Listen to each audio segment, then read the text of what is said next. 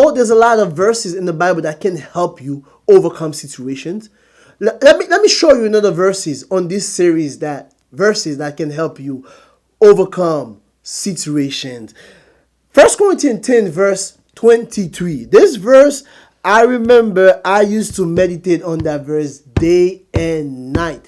And then when I used to meditate on that verse, I thought it was only for me personally, but it was also to know how to act around brothers, other believers, whether more advanced or they just walking in that faith, so that I can know how to carry myself, not only carry myself, acting a way that not gonna cause them to fall. Let's read it. 1 Corinthians 10 verse 23. All things are lawful for me, but not all things are helpful. All things are lawful for me, but not all things edifying. So in other words, we can do everything. We can do whatever you desire to do. But I'm talking about not in sin way.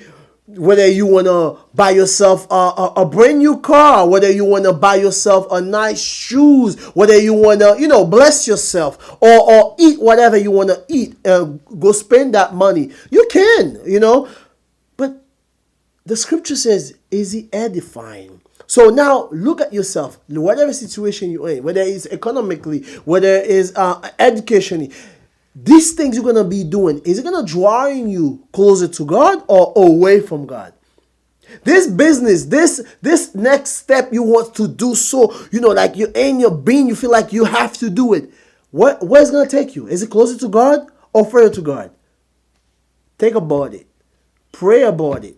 So this is why it's important. When you pray that God allow you to do things that's going to draw you closer to him, not away from him. But let me tell you the second verse, the second part of that verse, which is we find in verse 24. Because guess what? Sometimes we worry about what God's looking towards us as sin, but you don't think or you don't act like you know that things that you can do can cause your brother falling. Let's look at it. Verse 24, this is what he says. He says, let no one seek his own, but each the other's well-being. It's very important that my brother don't fall into sin because of my action. So therefore, if you know you're going to do something, God give you grace to overcome it.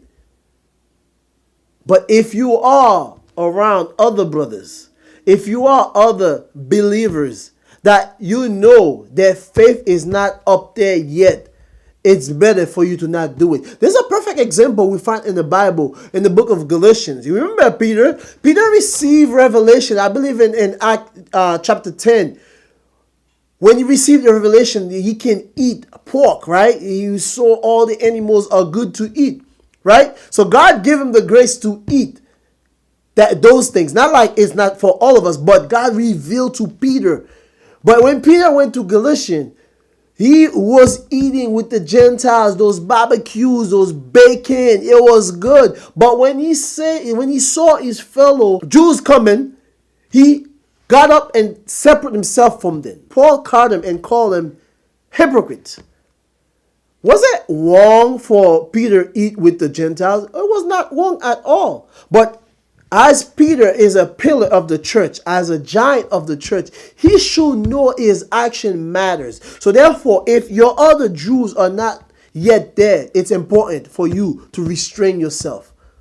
So therefore, my action, your action, it's important, very important to control it around other believers if their faith is not where you are.